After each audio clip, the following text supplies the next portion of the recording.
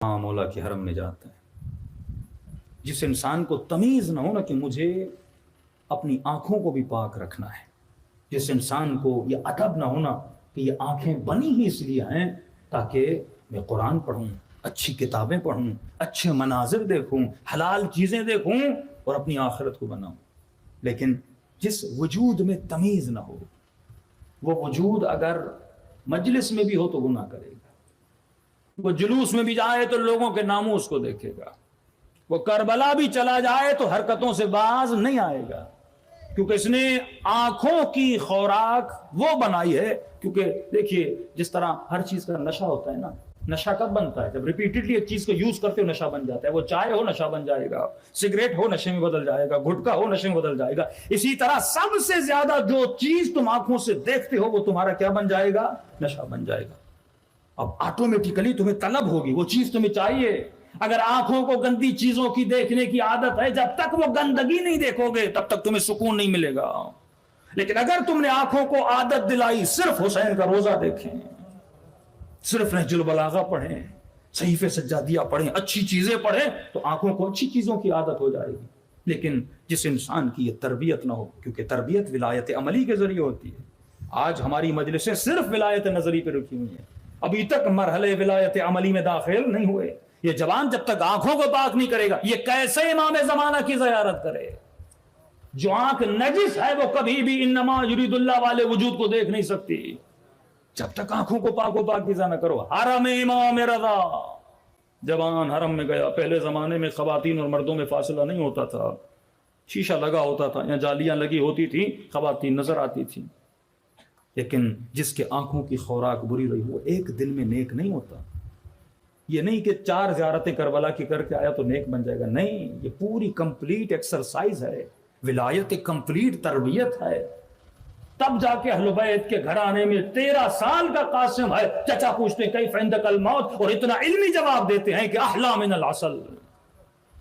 11 سال کے عبداللہ ہیں لیکن پھوپھی کا ہاتھ چھوڑا کے اپنے چچا پہ اپنی جان کو قربان کرتے ہیں. یہ اتنے بچے حسین سے ایسی محبت کیسے؟ معصوم تو نہیں تھے نا، کیونکہ تربیت ایسی گود میں پائی تھی جو گود معصوم تھی.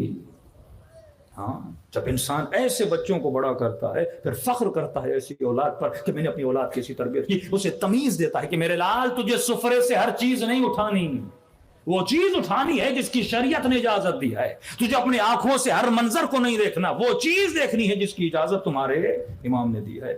حرم امام رضا میں جاتا ہے، کیا دیکھتا ہے کہ خواتین زیارت کر رہی تھی، خاتون پہ اس کی نگاہ پڑ جاتی. جب آنکھیں نجس ہوں تو وہیں رکتی ہیں جہاں ان کو عادت ہے ان آنکھوں کو دیکھنے کی.